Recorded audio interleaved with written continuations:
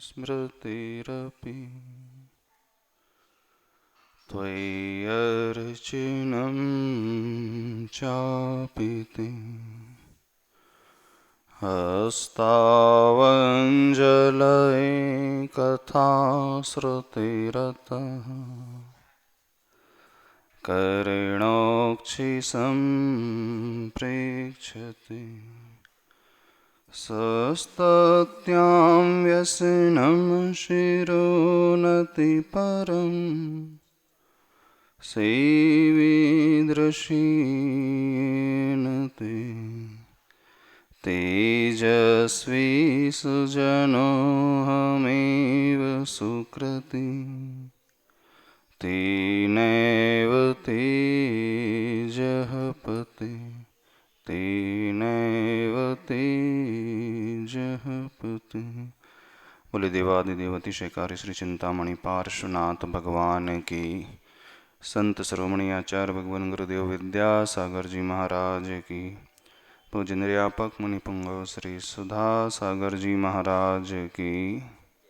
ये परम पूज्य मुनि श्री बी सागर जी महाराज की जय। समस्त मुनि संघ की जय। चलते हैं दृष्टि समाधान की ओर। महाराज श्री मीनू जैन गाजियाबाद से चरणों में बारंबार नमस्ते करते हुए उनकी शंका, महाराज श्री कोरोना काल में घर में रहकर समाधि मरण कैसे ले सकते हैं, कृपया मार्गदर्शन करें। कोरोना काल में घर में रहकर समाधि मरण कैसे करें? बहुत अच्छी भावना है। समाधि की भावना भीतर से उत्पन्न हो जाना ही भव्य जीव की पहचान होती है। आज के इस युग में जहाँ व्यक्ति शरीर, परिवार, धन दौलत, मोह के लिए जीता है, ऐसे समय यह प्रश्न भी उठ जाना, आत्म कल्याण कैसे हो, समाधि पूर्वक मरण कैसे हो। आचार्य भगवान कहते हैं ये जिज्ञासा भी भव्यत्व की पहचान हो सकती है। वैसे देखा जाए तो समाधि मरण जो होता है उस साधक का होता है जो व्रत को अंगीकार करता है, सर्वप्रथम चारित्र को अंगीकार करता है, अर्थात पूर्ण रूप से पापों को त्याग करके। फिर वो महाव्रती हो, यदि महाव्रती नहीं बन पाए तो कम से कम अनुव्रती श्रावक यानी प्रतिमाधारी श्रावक तो अवश्य बन जाए, क्योंकि जब तक त्याग नहीं होगा पांचों ही पापों का तब तक समाधि पूर्वक मरण होता ही नहीं।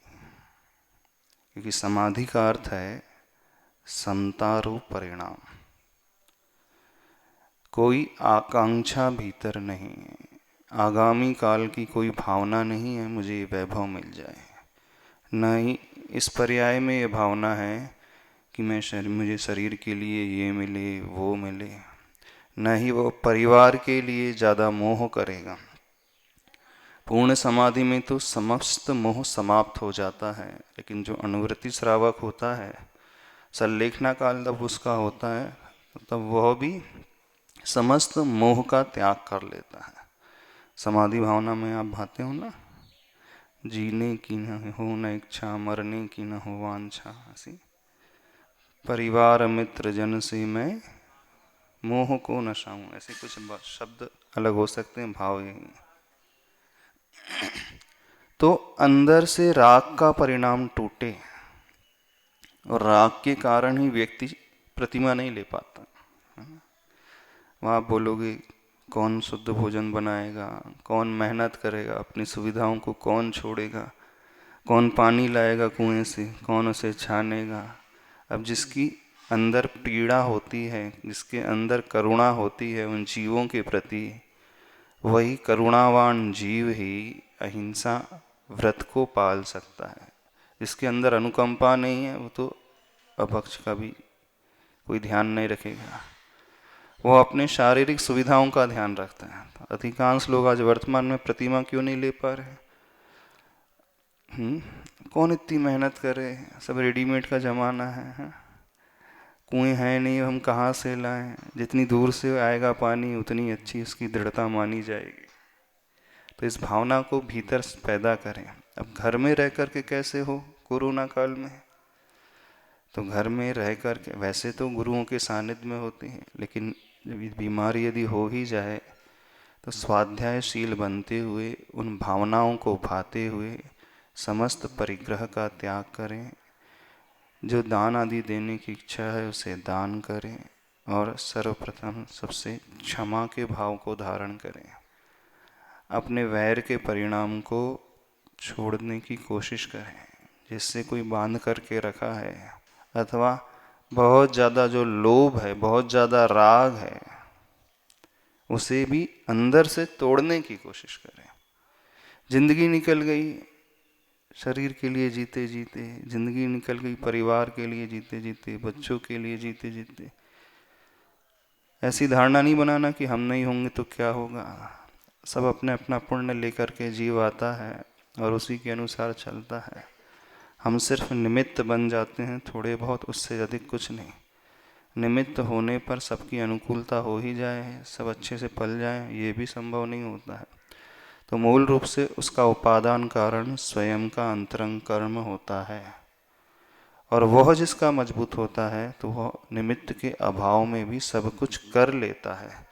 तो आज वर्तमान परिस्थिति में यही मान करके चलना, कर्म का तीव्र उदय है, तो हमें वो निमित्त भी नहीं मिलेंगे, उन गुरुओं का सानिध्य भी, विद्वानों का सानिध्य भी नहीं मिल पाएगा जो हमें संबोधन कर सके। तो स्वयं को ही अंदर से इतना दृढ़ बनाओ, उस ग्रंथ को पढ़ करके, मरण कंडिका ग्रंथ है अथवा भगवती आराधना ग्रंथ है, सर्वप्रथम तो उसका स्वाध्याय करो, और उसमें जैसे जैसे बताया है प्रोसेस, उस प्रोसेस के अनुसार अपना अभ्यास करना शुरू करें। और आप किसी से अपनी जिज्ञासाओं का समाधान कर सकते हैं, जो यदि आपको प्रॉब्लम आते हैं क्या क्या करना है। कोई विद्वान नहीं मिलता है तो आज के वर्तमान की टेक्निक का यूज़ करके उनसे अपने प्रश्नों को सॉल्व कर सकते हैं, उसमें कोई बाधा नहीं। महाराज श्री ओम प्रकाश शर्मा जयपुर से चरणों में बारंबार नमोस्तु करते हुए, उनकी शंका है महाराज श्री, इस कोरोना काल में मेरी जॉब चली गई है, मन में बहुत नेगेटिव विचार आते हैं और बहुत कोशिश करने पर मेरी जॉब नहीं लग पा रही है। ऐसी स्थिति में मुझे कुछ समझ नहीं आ रहा है, कृपया मार्गदर्शन करें। वर्तमान काल में ये समस्याएं प्राय बहुत सारे लोगों को आ रही हैं और आएंगी, क्योंकि जब मार्केट ही क्लोज है, संपूर्ण जगह लॉकडाउन है, तो व्यक्ति दूसरे चाह कर के भी हमारी हेल्प नहीं कर सकते। लेकिन एक बात याद रखें, समय हमेशा एक जैसा नहीं होता है। परिवर्तन संसार का नियम है। यदि ये वर्ष फेस लाइफ में आया है तो समझना अब ये एंडिंग की ओर है, अब ये दिन गुजर जाएगा। एक बात याद रखें, एक सूत्र है, यह वक्त भी, यह दिन भी गुजर जाएगा। चाहे वो अच्छे दिन हो, हम ये मान करके चलें ये भी हमेशा नहीं रहेंगे।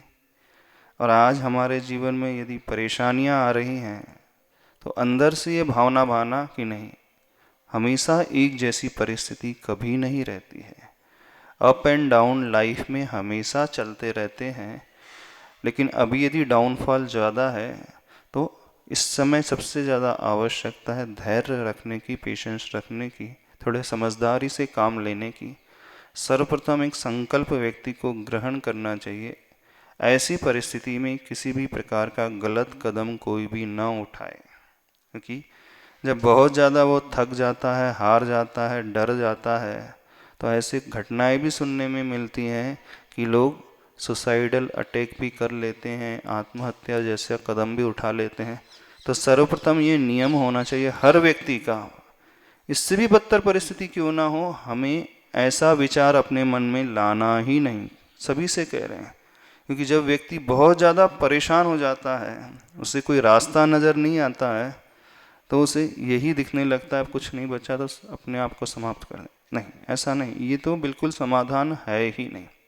अब इतना इंतज़ार किया है, थोड़ा सा इंतज़ार और करें, आपस में यदि कांटेक्ट है उन लोगों से संपर्क स्थापित करें, नेट के थ्रू आप सर्च कर सकते हैं, naukri.com आदि कुछ ऐसी साइट्स हैं, उसके थ्रू सर्च कर सकते हैं, अथवा समाज में जाकर के उन लोगों से संपर्क स्थापित कर सकते हैं जो इस प्रकार की अच्छी भावना अपने भीतर रखते हैं, हेल्पिंग नेचर जिनका होता है, उन लोगों से कांटेक्ट कर सकते हैं। और समय के अनुसार साहस रखते हुए यदि कदम उठाया जाएगा तो आशा की किरण अवश्य नजर आएगी।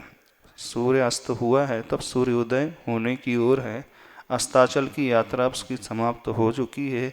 यही धारणा बना करके, यही मन में संकल्प लेकर के चलना है, किसी भी तरीके से पूर्ण निगेटिविटी से भरना ही नहीं। हाँ, हम भी जानते हैं जब व्यक्ति के ऊपर बीतती है तो वो घबरा जाता है।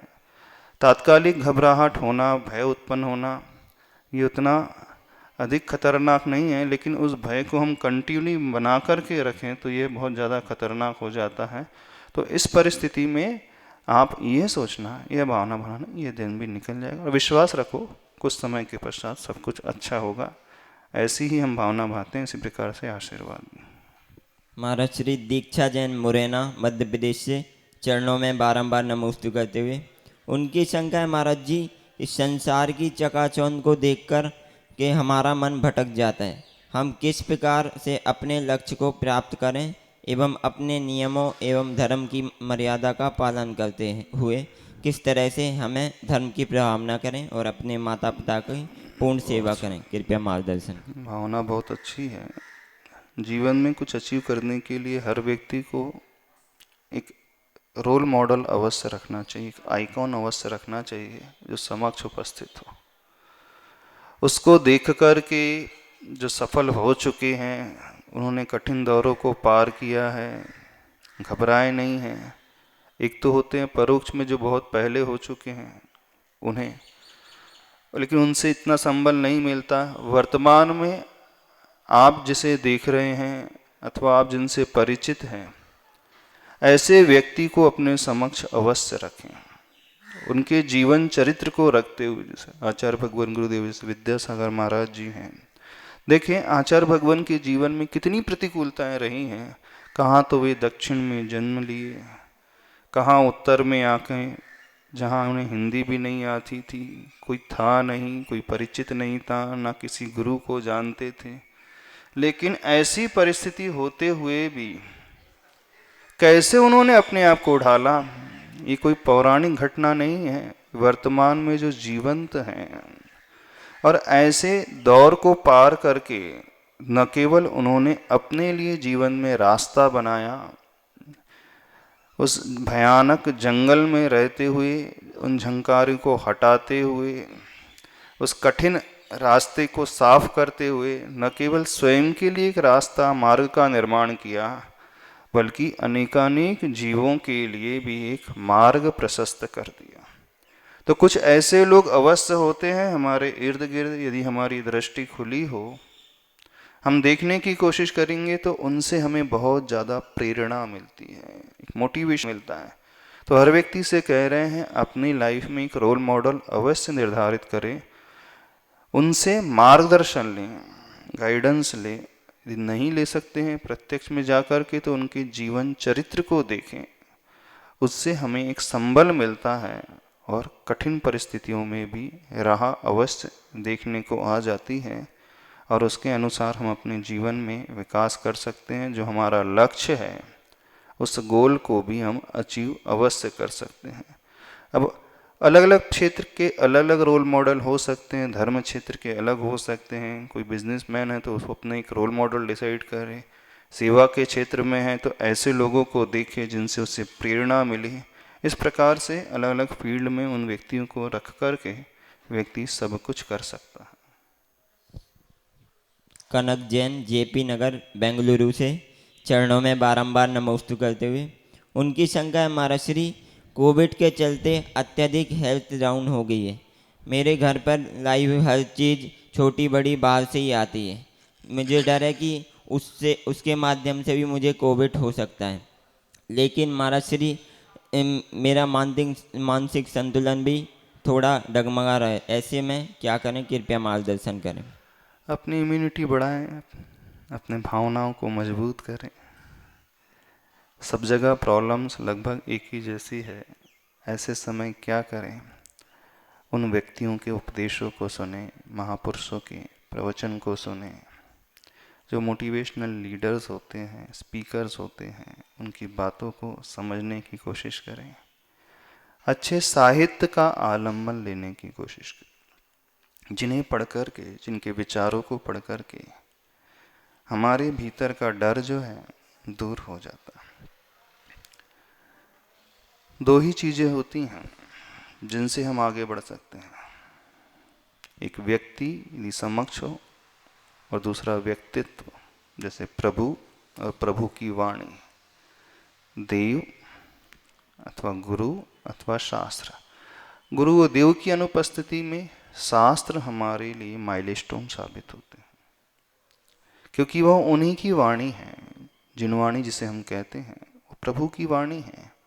आज वर्तमान में साक्षात प्रभु हमारे समक्ष नहीं है, लेकिन उनकी वाणी हमारे पास तो है।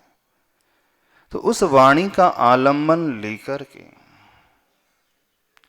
और अपने भीतर जो क्षमता है, देखो क्षमता सबके भीतर होती है, लेकिन दबी हुई है। ऐसा कोई भी व्यक्ति नहीं है जिसके भीतर कैपेबिलिटी ना हो, लेकिन परेशानी है अधिकांश व्यक्ति की क्षमता सप्रेस है, दबी हुई है, और वो उद्घाटित करने की कोशिश ही नहीं करता। हर व्यक्ति में भगवान बनने की शक्ति है कि नहीं? हाँ सर, सुनते हैं अकेले हो, कोई मानता नहीं है। आप लोग भी नहीं मानते होंगे कि हमारे भीतर शक्ति है, नहीं मानते ना? है, बन सकते हो तो कहाँ जाओगे अगले भाव में?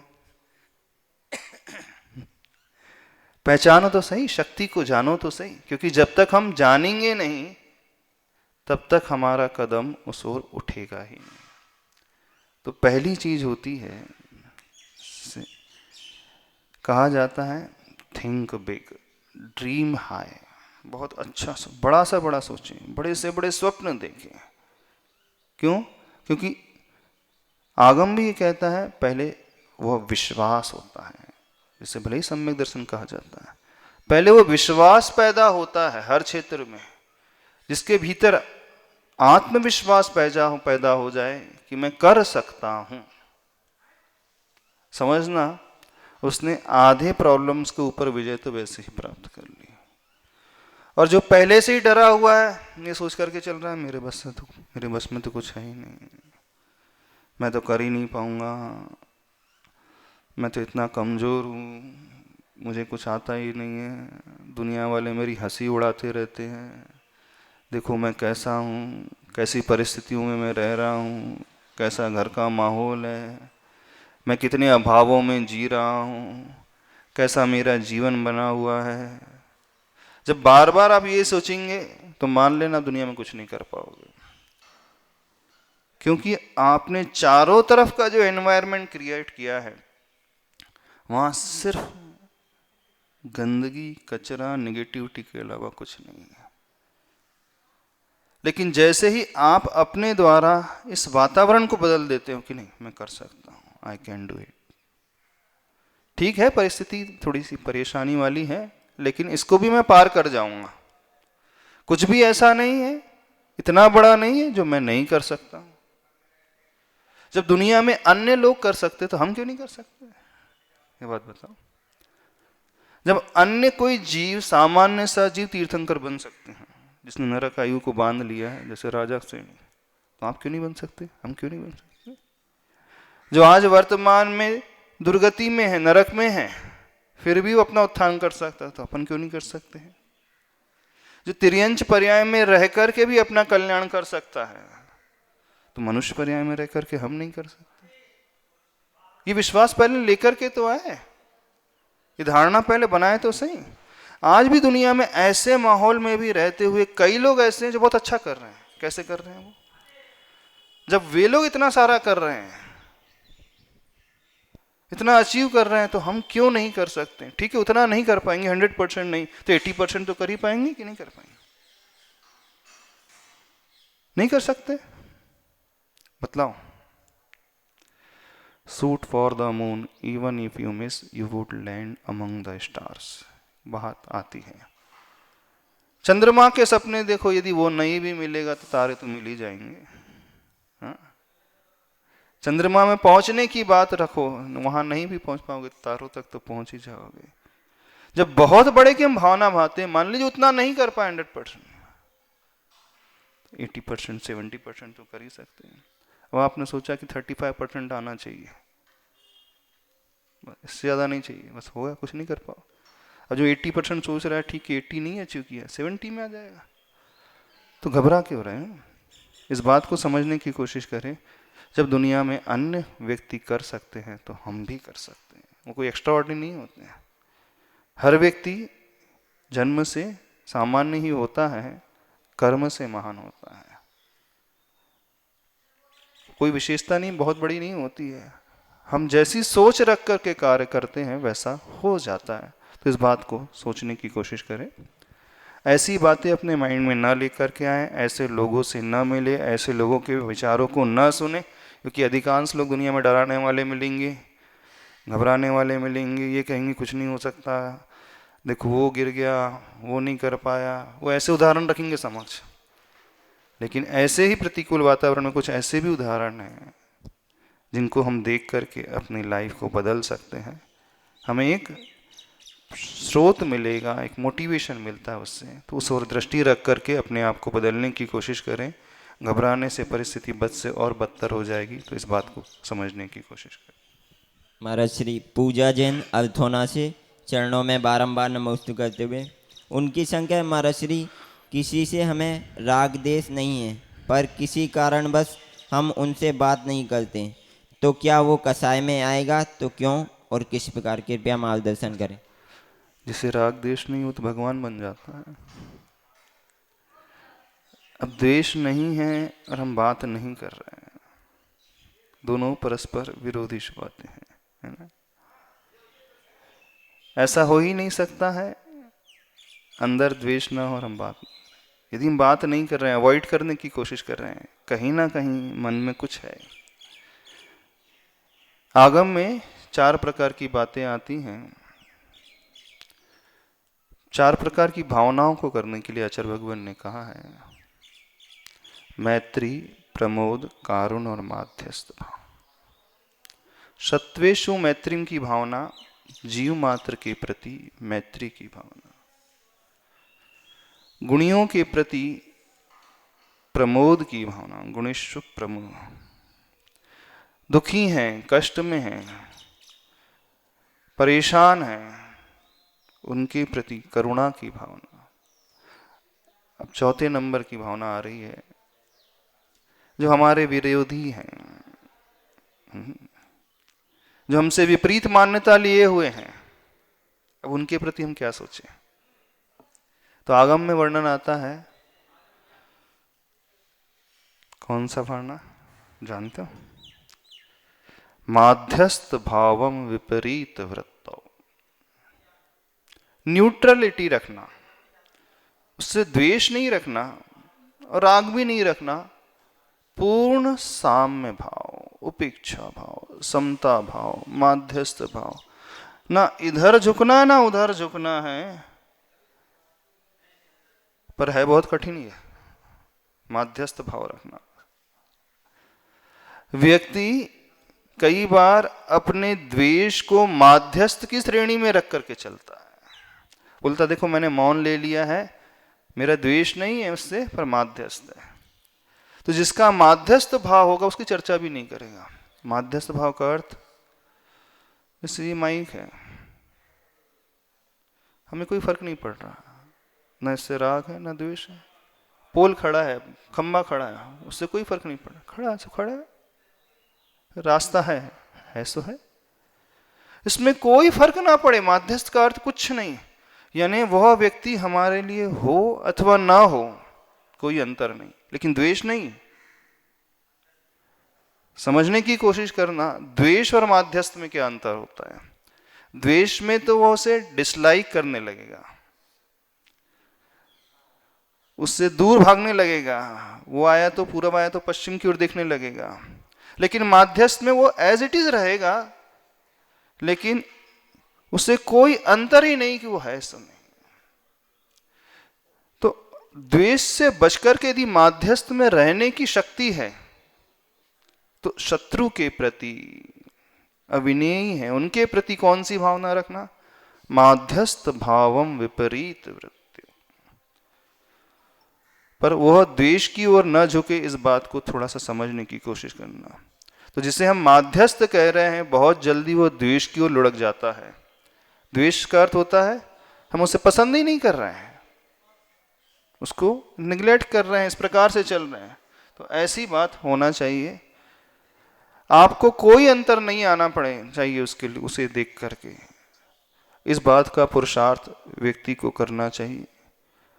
और यदि वैर हो चुका है, किसी से कोई बात हो चुकी है, तो पहले अपने आप में, अपने मन में क्षमा से भर करके, पूर्ण रूप से उस बात को भीतर से निकाल करके, फिर बाद में यदि वो रिएक्ट नहीं कर रहा, कुछ कर रहा है, तो छोड़ दो, जाने दो। लेकिन ये पुरुषार्थ थोड़ा सा धैर्य मांगता है, ये पुरुषार्थ आध्यात्मिक दृष्टि मांगता है। ये जो भावना है बहुत ऊपर की भावना है। ऐसा व्यक्ति जो होता है शुक्ल लेश्या वाला होता है। कौन सी लेश्या वाला होता है? शुक्ल लेश्या का जो लक्षण है, शत्रु मित्र में समता रखे, जीवन मरण में साम्य भाव रखे, सुख हो चाहे दुख हो सबको एक्सेप्ट कर ले। सुख मिलने पर वो जो हर्ष से फूलेगा नहीं, दुख मिलने पर जो विषाद से कूलेगा नहीं। कूलना मतलब जानते हो ना, जब जब हमारे विपरीत होता है तो व्यक्ति कूलने लगते हैं। कूलने लगते हैं मतलब अंदर से खेद खिन्न होने लगते हैं। जब जब टेंशन आ है व्यक्ति को, उसका स्ट्रेस लेवल बढ़ रहा है, चिंता उसके भीतर आ रही है, चिंता बढ़ रही है, तो ये सब जो लक्षण हैं विषाद वाले, आर्त ध्यान वाले, शुक्ल लेश्या वाले लक्षण नहीं है। समझ रहे हो कि नहीं? माध्यस्थ भाव क्या कहलाता है? माध्यस्थ में शुक्ल लेश्या, कोई अंतर नहीं है। हर हाल में जो आनंद में रहेगा, जो ऐसा करना सीख गया, तो समझना उसका पुरुषार्थ बहुत बड़ा है, उसकी साधना बहुत गजब की है। शुक्ल लेश्या में जीने वाला व्यक्ति नियम से कहाँ पैदा होता है? यदि अगले भाव में जाएगा तो जहाँ शुक्ल लेश्या मिलती है, 12वें स्वर्ग से ऊपर। शुक्ल लेश्या वाले की परिणति इस प्रकार की होती है कि वो हमेशा ऊपर ही बढ़ने वाला होता है। तो जो शुक्ल लेश्या को मेंटेन करके रख सकता है हर हाल में 24 घंटे, अच्छा हो तो भी कोई फर्क नहीं, कोई उसे गाली दे तो भी कोई फर्क नहीं, कोई इसकी बुराई करे तो भी उसे कोई फर्क नहीं, कोई इसकी इंसल्ट कर दे, अपमान कर दे, कोई इस पर व्यंग कस दे, कमेंट कस दे, कोई इसके लिए इधर उधर की बातें कर दे, वह पुरुषार्थ सबसे गहरा पुरुषार्थ होता है। जो आगम में उसके लिए शब्द आता है उपेक्षा, परम उपेक्षा। उपेक्षा से मतलब है निग्लेक्शन नहीं है, उपेक्षा से मतलब न्यूट्रलिटी, न्यूट्रल, पूर्ण साम्य भाव में स्थिर रहना। पूर्ण साम्य का अर्थ जैसे वो मुनियों का स्वरूप आता है ना, अरिमित्र महल मशान कंचन में सदा समता धरन, अर्घावतारण असी प्रहारन। अर्घ उतारे तलवार से, असी से मतलब तलवार से कोई प्रहार करे। अरि मित्र, अरि का अर्थ शत्रु हो, मित्र हो, महल हो, मशान हो, शमशान घाट हो, पूजा हो, प्रशंसा हो, व्यंग हो, निंदा हो, बुराई हो, उस हर हाल में जो न्यूट्रल। तो जिसे डर लग रहा है, जिसे चिंता हो रही है, इसका अर्थ है वो शुक्ल लेश्या में है ही नहीं। इसका अर्थ है वो विषाद से कूलने लगा, खेद खिन्नता आ रही है। इसका सीधा सा अर्थ है आर्त ध्यान। धर्म ध्यान नहीं है, आर्त ध्यान। क्यों? अनिष्ट का संयोग हुआ और वो इसमें डूब गया। आज वर्तमान में सबसे ज्यादा आर्त ध्यान है, नहीं? कोरोना काल में सबसे ज्यादा वह बीमारी को लेकर के और उस परिस्थिति के द्वारा उत्पन्न हुए जो वातावरण है उसको लेकर के। अब इसमें जो साम्य भाव रखना सीख ले तो समझना उसका पुरुषार्थ कितना बड़ा है। ये भीतर की साधना है। हो सकती है ये भावना हर एक के भीतर हो सकती है यदि पुरुषार्थ करते हैं। व्यक्ति जो गृहस्थ होकर के भी रख सकता है, ऐसा नहीं है। एक शुक्ल लेश्या गृहस्थ की भी होती है। साम्य भाव उस गृहस्थ के भीतर भी उत्पन्न हो सकता है, हाँ, लेकिन कठिन अवश्य है। अब हर चीज आसानी से मिलती नहीं है, तो इस भावना को भाएं। कौन सी भावना? माध्यस्थ भावना, समता की भावना। रादर सारी साधना जो है ना जीवन की, इसी के लिए ही होती है। सारा धर्म भी है ना इसी के लिए होता है। मुनि साधना भी है ना इसी के लिए होता है, क्योंकि आनंद वहीं से पैदा होता है। निराकुलता का जो आनंद है ना, आकुलता से रहित होने का आनंद कब आता है? जब व्यक्ति को कोई फर्क ही ना पड़े। किससे फर्क ना पड़े? बहुत बहुत अच्छा हो रहा है तो भी अंतर नहीं, प्रतिकूल हो रहा है तो ऐसा जीव जो होता है न अपने ईगो को लेकर के चलता है, न बुराई को लेकर के चलता है, न ईर्ष्या को लेकर के चलेगा, न ही वैर की भावना को लेकर के चलेगा, नहीं वो शत्रुता की भावना को लेकर के चलेगा। भले ही सामने वाले ने कुछ भी कितना भी क्यों ना किया हो, लेकिन इस भावना से भी वो ऊपर उठा हुआ होता है। तो चारों भावनाओं में मैत्री, प्रमोद, कारुण्य और माध्यस्थ, सबसे जो सुपरलेटिव वाली भावना होती है समता की भावना। समझ रहे हो नहीं समझ रहे? कठिन है। समता कहना बहुत आसान है, लेकिन 100% जीवन में उतारना वो तब संभव होता है जब व्यक्ति बार बार इसका चिंतन करे और अपने व्यवहार को इस रूप ढालने की कोशिश करे, अन्यथा संभव ही नहीं। क्योंकि जब तक हम बार बार अंदर से सोचेंगे नहीं, धारणा नहीं बनाएंगे, वो अभ्यास भीतर से पैदा नहीं होगा, तब तक यह स्थिति पैदा हो ही नहीं सकती। तो एकदम से नहीं आती, लेकिन अभ्यास के द्वारा धीरे धीरे 100% ना भी आए, लेकिन आज 30% है तो उसमें विकास अवश्य हो जाएगा। 30 से 50, 70, 80, 90 तो व्यक्ति उस अशुभ लेश्या को छोड़कर के शुभ लेश्या की ओर बढ़ रहा है, पीत पद्म और शुक्ल तक पहुंच रहा है, तो समझना उसका पुरुषार्थ बहुत बड़ा है। यह व्यक्ति कर सकता है, हाँ, लेकिन इसके लिए थोड़ा सी मेहनत की आवश्यकता होती है।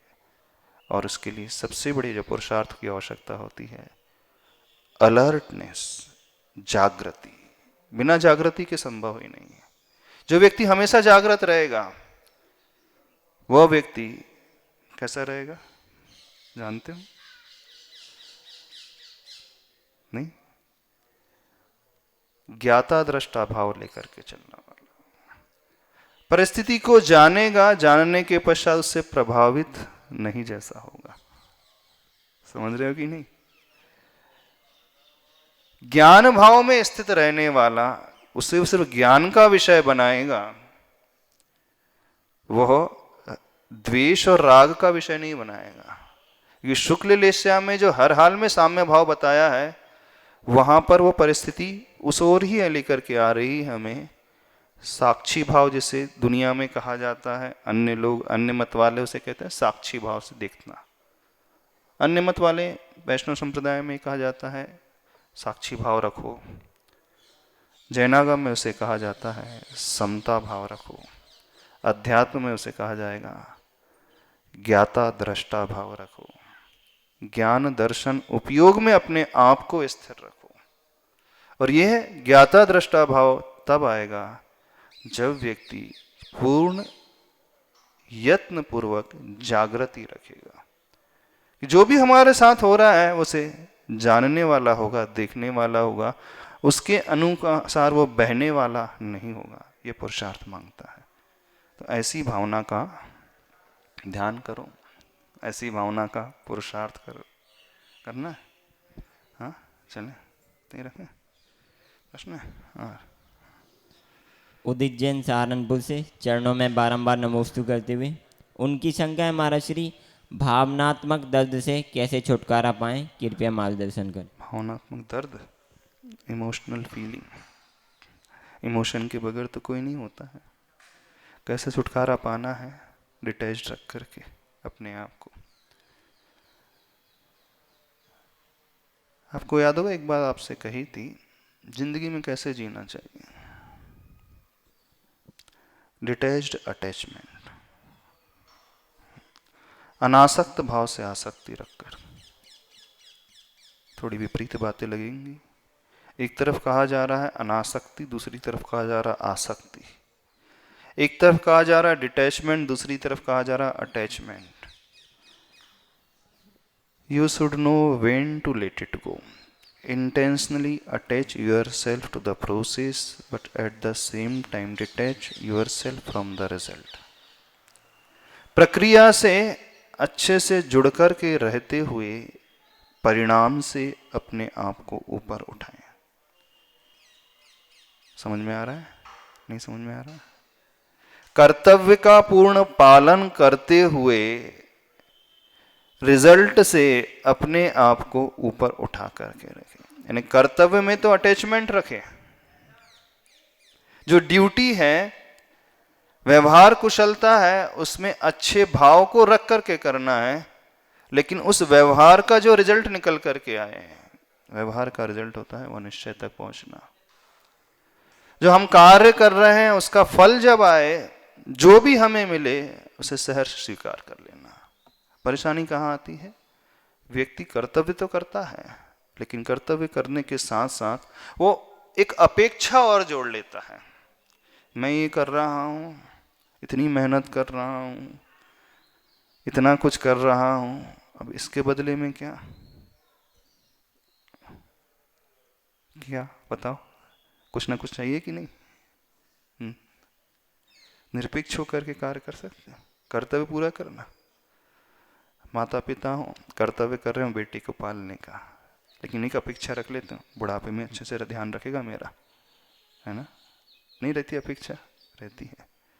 अब वो बड़ा होने के पश्चात आपका ध्यान नहीं रखता है, फिर आपको दुख होने लगता है। कितना किया उसके लिए, जिंदगी भर उसे पढ़ाया लिखाया, सब कुछ दिया उसको, और इतना भी उसको नहीं समझता कि आज मैं बूढ़ा हो गया हूं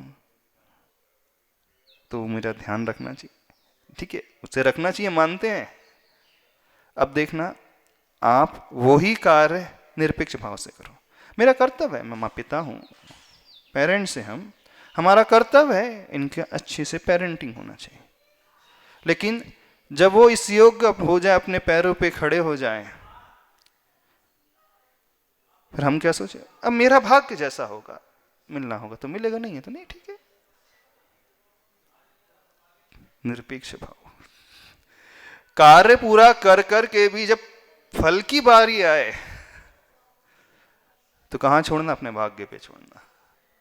मेरे भाग्य में होगा, मेरे पुण्य में होगा तो मेरा बेटा अच्छे से करेगा, नहीं होगा तो ठीक है, छोड़ो। इतनी हिम्मत है? एक आध दो लोग निकलेंगे जिनके भीतर इतनी हिम्मत होगी। आप सब अच्छे से कार्य करो, सारी मेहनत करो, उसकी इतनी सेवा करो, उसकी इतनी वैयावृत्ति करो, अच्छे से जी जान लगा करके कर दो, और जब आप पर वही परिस्थिति बीते, उस समय कौन सी अपेक्षा हो जाती है? देखो मैंने इतनी किया, तब उसका कर्तव्य बनता वो मेरी करे। यही होती है ना अपेक्षा? नहीं होती? सबको होती कि नहीं? मान लीजिए आप किसी की सेवा कर रहे हैं, और जब आपके जीवन में परेशानी आई तो आपकी क्या अपेक्षा होगी? वो हेल्प करने आना चाहिए कि नहीं? नहीं होती? पिता की अपेक्षा होती है, आज मैंने पढ़ाया लिखाया, 25 साल तक सब कुछ दिया, मेरी अपेक्षा है कि वो बड़ा होकर के मेरी सेवा करे। तो जो मेहनत की है, अच्छा हमने सेवा की, हमने वैयावृत्ति की, अब हम उसकी अपेक्षा रख रहे हैं। आज ये बीमार पड़ा है तो मैंने उसकी हेल्प की है, वो कल मैं पढ़ूंगा तो वो करे, तो ये तो व्यापार हुआ। क्या हुआ? नहीं हुआ व्यापार, तो पिता पुत्र का संबंध है कि व्यापार का संबंध, थोड़ा सा बता देना हमें। पुत्र इस कारण सेवा कर रहा है कि पिताजी अच्छे से पढ़ाएंगे, मेरी सारी जरूरतों को पूरी करेंगे, वो भी पुत्र का कर्तव्य नहीं निभा, वो अपने व्यापार के बारे में सोच रहा, देखना। अथवा वो इस कारण पापा की सेवा करने लगा, देखो आज मैं पिता की सेवा करूंगा तो कल मेरा बेटा मेरी सेवा करेगा। अब वो भी कर तो रहा है सेवा, लेकिन क्या सोच करके कर रहा है, जब कल मैं बूढ़ा हो जाऊंगा तो मेरा बेटा मेरी सेवा करेगा। ये धर्म नहीं है, ये व्यापार है। क्योंकि धर्म अलग है इससे कुछ। धर्म निरपेक्ष भाव से होता है, समझने की कोशिश करो। और जहां निरपेक्ष भाव हो जाएगा वहां पे व्यक्ति की इमोशनल फीलिंग नहीं आएगी। भावनात्मक दर्द तब होता है जहां हमारी अपेक्षा लग जाती है। इस बात को समझने की कोशिश, थोड़ी गहरी बात है और इससे ऊपर उठना हर एक की बस की बात नहीं है। बिल्कुल सत्य कह रहे, कड़वी बात है। बिरले लोग होते हैं जो पूर्ण निरपेक्ष भाव अपने भीतर लेकर के आते हैं। और धर्म वहां से शुरू होता है, निरपेक्षता का नाम धर्म है, और वहीं से आनंद मिलता है। अब आप कह सकते हैं घर गृहस्थी में रहकर कैसे संभव होगा कि हम अपेक्षा ना रखें, सारा कर्तव्य करते रहें, कैसे संभव? ये पूरा नहीं हो पा रहा है तो जितनी कम करोगे अपेक्षा उतनी ही आप सुखी रहोगे। मान लीजिए आपने डे 1 से अपेक्षा रखी थी कि मेरा बेटा तो मेरा ध्यान ही नहीं रखेगा, सपोज मान लीजिए, और उस केस में वो थोड़ी आपकी सेवा करने लगता है तो आपको बहुत खुशी मिलेगी। मैंने तो सोचा कुछ भी नहीं रखेगा, एक आध दिन तो पूछ तो लेता है। और आपने अपेक्षा रखी थी कि नहीं पूरा ध्यान रखेगा, और वो 80% ध्यान रख रहा है, 20% कमी हो गई तो आपको दुख होगा, पूरा ध्यान ही नहीं रखता मेरा। अंतर समझना, अंतर समझने की कोशिश करना। पहले केस में जब आप निरपेक्ष होकर के कर रहे थे उसने 20% आपकी केयर की थी, उसमें आपको खुशी मिल गई। और सेकंड केस में उसने 80% केयर की, लेकिन उसमें भी आपको खेद खिन्नता हाथ में आई। बड़ी विचित्र बात नहीं है?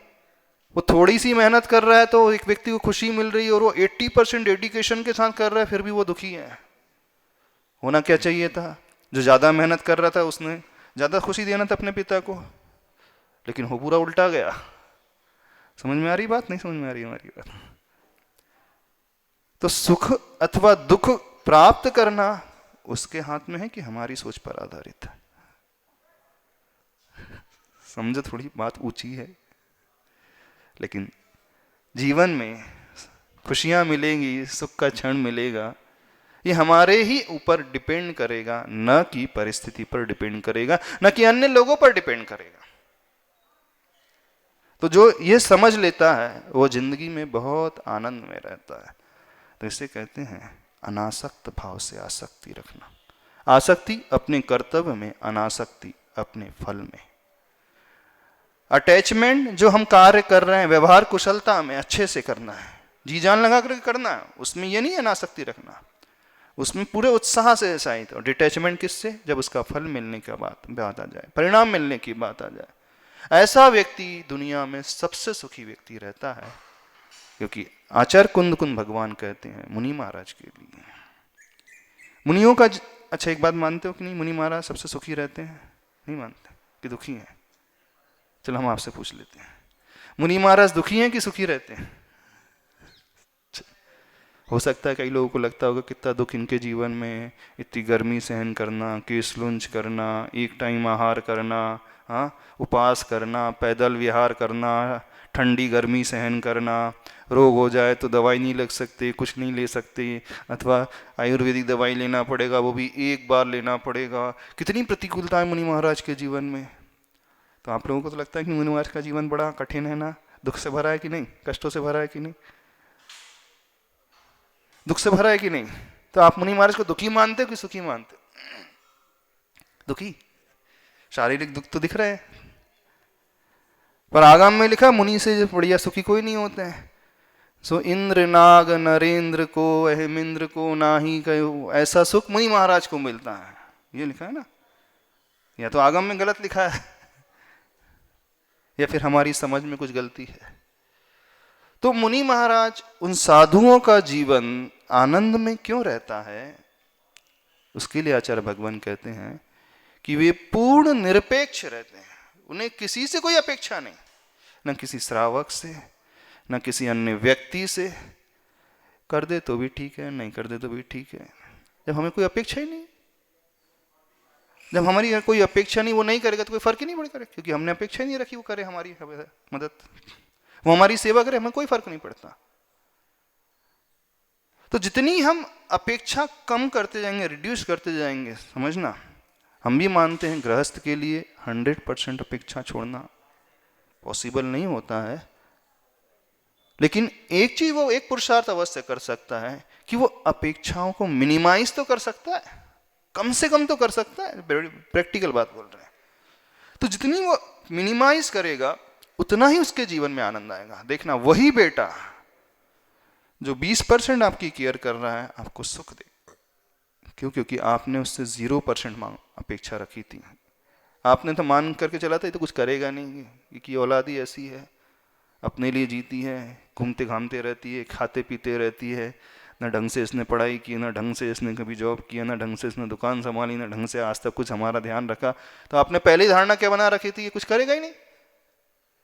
और थोड़ा सा वो करने लगे तो आपको खुशी मिलेगी। क्यों? चल थोड़ा तो कर रहा है, मैंने तो सोचा कुछ नहीं करेगा। अब आपने सोचा नहीं, ये तो 100% अपने हाथों में उठा करके रखेगा, पानी भी ला करके देगा, दवाई भी ला करके देगा, अपने कंधों में बैठाल करके, श्रवण कुमार जैसा कंधों में बैठाल करके मुझे तीर्थ यात्रा कराएगा। आपकी अपेक्षाएं ऐसी है। उस कंधों में नहीं, गाड़ी में बैठाल रहा है तो आप बोलोगे यार मुझे किसने कंधों में बैठाया नहीं, गाड़ी में बैठा करके ले गया, दिमाग खराब हो जाएगा। अथवा टैक्सी में नहीं, वो सरकारी बस में लेकर के जा रहा है, यार इतना सा नहीं कर सकता, अच्छी सी टैक्सी बुला देता। देखना, अंतर समझने की कोशिश करना। तो भावनात्मक दुख तब मिलता है जब हमारे जीवन में अपेक्षाएं रहती हैं। उससे ऊपर उठने का उपाय थोड़ा कठिन है। आसक्ति को छोड़ सकते हो? चलो, क्या करना है? और प्रश्न? चलो ठीक है। सोनी जैन बेंगलुरु से चरणों में बारंबार नमोस्तु करते हुए, उनकी शंका है महाराज, उसका स्वभाव ही ऐसी, उसे कुछ समझता ही नहीं। किसी भिखारी के कहने से हम वैसे नहीं हो जाएंगे, किसी क्रोधी के कहने से हम उस प्रकार के नहीं हो जाएंगे। हमारा अच्छा अथवा बुरा होना सामने वाले के कथन पर आधारित नहीं है, हमारा अच्छा अथवा बुरा होना हमारे ऊपर आधारित है। और दूसरों को कैसे स्वीकार करना, वो उस नेचर का तो उसको वैसे स्वीकारे। इससे बहुत सारे प्रॉब्लम लाइफ के आपके सॉल्व हो जाएंगे। बिल्कुल सत्य कह रहे हैं, बड़ा आसान तरीका है। क्योंकि जिंदगी जब बसाई है, आप सास को नहीं बदल सकते नहीं। ये सास ठीक नहीं है, मैं दूसरी सास को लेकर के आऊँगा, दूसरी सास को लेकर के आऊँगा। बहू सोचे अब ये सास अच्छी नहीं है, मैं दूसरी सास लेकर, भाई शादी तो एक ही बार होगी, ये सास तो लेकर के नहीं आ सकते। बदल सकते हो नहीं, तो उसका नेचर डिसाइड कर लो, किस नेचर वाली हैं। कोयल की वाणी वाली हैं, सरस्वती देवी हैं, कि शूर्पणखा हैं, जो भी है जो कह मत देना, नहीं तो उल्टा सीधा हो जाएगा। हम तो बता रहे हैं, मन में डिसाइड कर लेना। ये सरस्वती हैं, साक्षात सरस्वती का अवतार हैं, लक्ष्मी का अवतार है, कि दुर्गा का अवतार है, कौन सा अवतार है। सभी प्रकार के अवतार होते हैं ना, जैसे हिंदू में परंपरा में मान्यता है, कोई दुर्गा का अवतार वाली, कोई चंडिका के अवतार वाली, कोई सरस्वती के अवतार वाली, कोई शारदा के अवतार वाले, भिन्न भिन्न देवियां हैं। तो आपको निर्णय करना है कौन सा रूप है। उग्र रूप है, शांत रस है, वीर रस है, हास्य रस है, विभत्स रस है, 9 रस होते हैं साहित्य में। तो जो जिस रस वाला है उसको उस रस वाला मान करके चलो, बढ़िया आनंद से रहो। क्योंकि बहुत कुछ हमारे हाथ में नहीं है, प्रत्यक्ष में वर्तमान में हमें जो मिला है हम उसे चेंज नहीं कर सकते। हम अपने नज़रिए को बदल सकते हैं और कुछ नहीं। और जैसे ही हमारी दृष्टि बदली, वहाँ भी हम आनंद से रह सकते। मान करके चलो इनका ऐसी नेचर है, मीन मेक निकालने का, छोटी छोटी बात है, नहीं लग करो, जाने दो, ठीक है। हाँ चलो, क्या करना है? और प्रश्न है? वहाँ सरंद प्रश्न ही कर लेते। और हाँ चलो एक जाप दे लेते हैं आज। हाँ नमोस्तु महाराज। हाँ, एक जाप ले लेते हैं, थोड़ी देर के समय हो रहा है। श्वास लेकर, गहरी श्वास लेकर ओंकार की ध्वनि।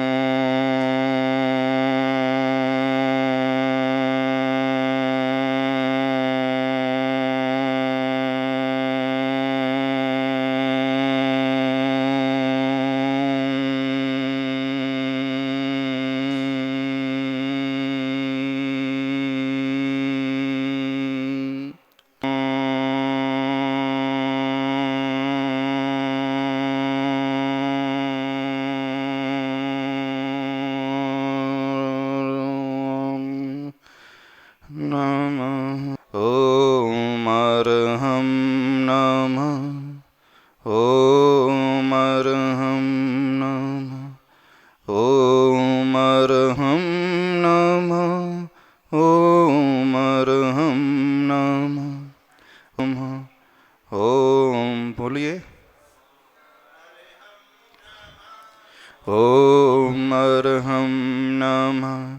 ॐ अर्हं नमः। ॐ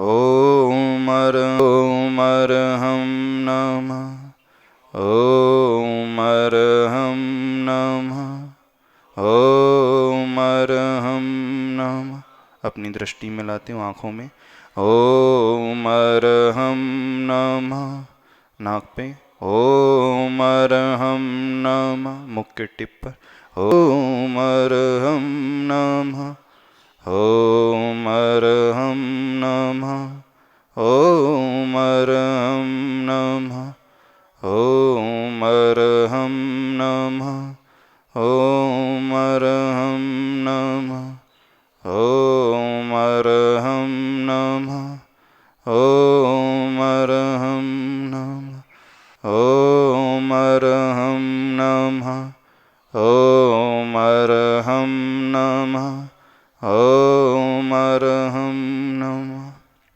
ॐ अर्हं नमः। ॐ अर्हं परम शांत। ॐ अर्हं परम शांति। बोले देवादिदेव 1008 श्री आदिनाथ भगवान की जय। संत शिरोमणि आचार्य भगवान गुरुदेव विद्यासागर जी महाराज की। की जय। आज का नियम